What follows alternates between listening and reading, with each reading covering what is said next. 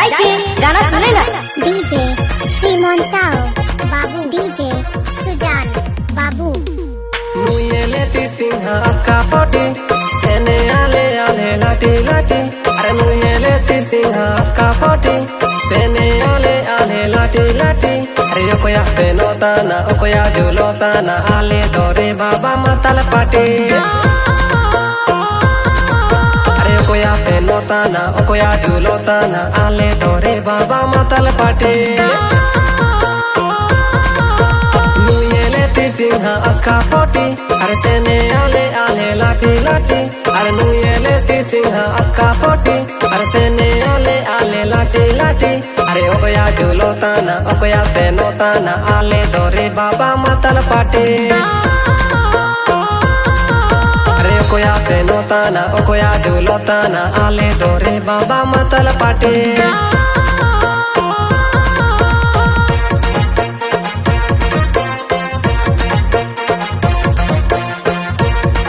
चक्कर में हाथ काट दिला। श्रीमंताओ बाबू। छोड़ी मन कर दिल में घंटी बाजे। जोका जोका तिलिन तेने हाथों मन पेटी। अरे चकना रे खाती दिएंगा डोराती। जोका जोका तिलिन तेने हाथों मन पेटी।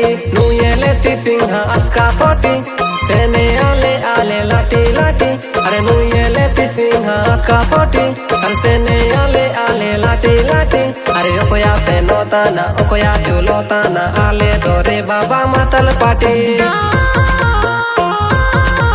अरे ओकोया तेनोताना ओकोया जुलोताना आले डोरे बाबा मतल पाटी। चुमे आले तुकरी लेका सेने आले हरो लेका जोका चाना तिल पे अंडो ओ जोका। जुमे आले तुकरी लेका सेने आले हरो लेका जोका चाना तिल पे अंडो ओ जोका।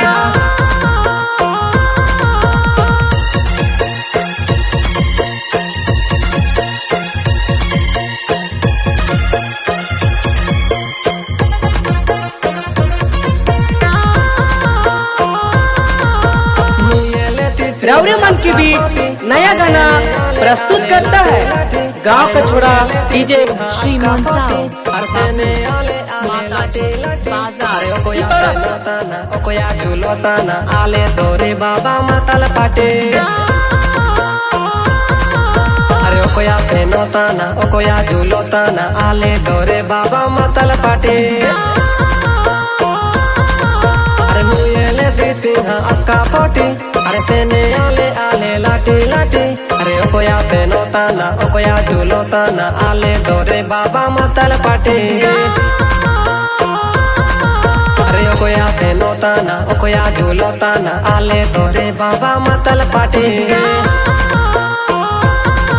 अरे ओकोया पेनोताना ओकोया जुलोताना आले डोरे बाबा मतल पाटी।